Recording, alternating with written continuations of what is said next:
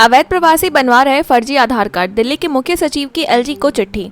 दिल्ली के मुख्य सचिव ने उपराज्यपाल वीके सक्सेना को पत्र लिखकर अवैध प्रवासियों द्वारा फर्जी दस्तावेजों से आधार कार्ड बनवाने की बढ़ती घटनाओं पर चिंता जताई है। उन्होंने आधार नामांकन प्रक्रिया में सख्ती की मांग की है। इस पर एलजी ने 15 जुलाई तक सभी नामांकन केंद्रों की जानकारी उपलब्ध कराने के निर्देश दिए हैं, ताकि इस तरह की गड़बड़ियों पर लगाम लगाई जा सके।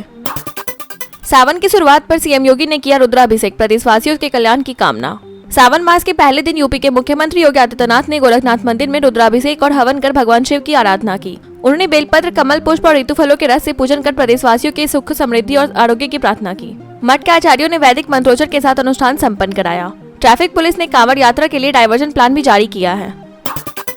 मोदी और भागवत जाने वाले हैं कांग्रेस का 75 की उम्र वाला तंज। आरएसएस प्रमुख मोहन भागवत के 75 की उम्र में ससमान विदा वाले बयान पर विपक्ष हमलावर हो गया है। कांग्रेस और शिवसेना ने इसे प्रधानमंत्री मोदी पर तंज के रूप में लिया, जो इस साल 75 वर्ष के हो रहे हैं। कांग्रेस ने सवाल उठाया कि क्या यह विदेश से लौटे पीएम मोदी को रिटायरमेंट की याद दिलाने की कोशिश है। बयान के बाद राजनीतिक हलकों में हलचल तेज है। एनएसए अजित डोभाल का खुलासा, ऑपरेशन सिंदूर में भारत को कोई नुकसान नहीं।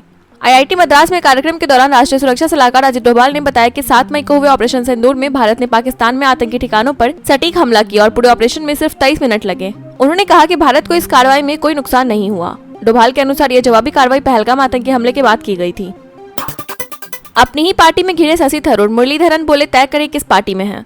कांग्रेस नेता शशि थरूर को अपनी ही पार्टी के वरिष्ठ नेता के मुरलीधरन की आलोचना का सामना करना पड़ा है। मुरलीधरन ने तंज कसते हुए कहा कि थरूर को पहले यह तय करना चाहिए कि वह किस पार्टी में है। दरअसल थरूर ने एक सर्वे साझा किया था, जिसमें उन्हें केरल में यूडीएफ का पसंदीदा सीएम चेहरा बताया गया।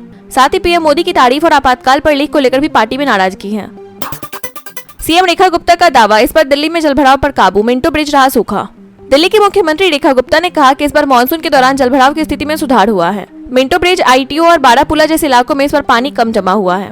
उन्होंने बताया कि टीम ने लगातार निरीक्षण कर जरूरी कदम उठाए, जिससे जलभराव की समस्या काफी हद तक नियंत्रित रही। सीएम ने अन्य इलाकों में भी स्थिति और बेहतर करने का आश्वासन दिया। जम्मू कश्मीर में क्वार बांध परियोजना तेज, पाकिस्तान की बढ़ी चिंता। प्रधानमंत्री नरेंद्र मोदी द्वारा 24 अप्रैल 2022 को नींव रखी गई क्वार बांध परियोजना को तेजी से पूरा करने के लिए भारत सरकार ने 3119 करोड़ रुपए कर्ज लेने की प्रक्रिया तेज कर दी है। यह रणनीतिक परियोजना किश्तवाड़ जिले में चिनाब नदी पर बन रही है, जिनका उद्देश्य 2027 तक बिजली आपूर्ति बढ़ाकर जम्मू कश्मीर के औद्योगिक विकास को गति देना है। केंद्र के इस कदम से पाकिस्तान की चिंता बढ़ गई है। लॉरेंस बिश्नोई को संरक्षण, पंजाब के वित्त मंत्री ने बीजेपी पर लगाए गंभीर आरोप। पंजाब के वित्त मंत्री हरपाल सिंह चीमा ने बीजेपी पर गैर शासित राज्यों को अस्थिर करने का आरोप लगाते हुए कहा कि कुख्यात गैंगस्टर लॉरेंस बिश्नोई को गुजरात में संरक्षण दिया जा रहा है। चीमा ने सवाल उठाया कि बिश्नोई को गुजरात क्यों ले जाया गया और उसे वहां सुरक्षा क्यों दी गई। उन्होंने अबोहर के व्यापारी संजय वर्मा की हत्या के पीछे बिश्नोई की संलिप्तता का दावा भी किया। अमेरिका को भारत का ट्रम्प स्टाइल जवाब, वर्ल्ड ट्रेड ऑर्गेनाइजेशन में दायर होगा जवाबी टैरिफ प्रस्ताव। अमेरिका द्वारा स्टील पर 25% और एल्युमिनियम पर 10% टैरिफ लगाने के बाद भारत ने अब जवाबी कार्रवाई की तैयारी शुरू कर दी है। बुधवार को भारत ने वर्ल्ड ट्रेड ऑर्गेनाइजेशन के तहत अमेरिका पर जवाबी टैरिफ लगाने का प्रस्ताव पेश किया है। यह कदम ऐसे समय पर उठाया गया है जब दोनों देशों के बीच व्यापार समझौते को लेकर बातचीत चल रही है, जिसका प्रारंभिक चरण सितंबर-अक्टूबर तक पूरा होने की उम्मीद है।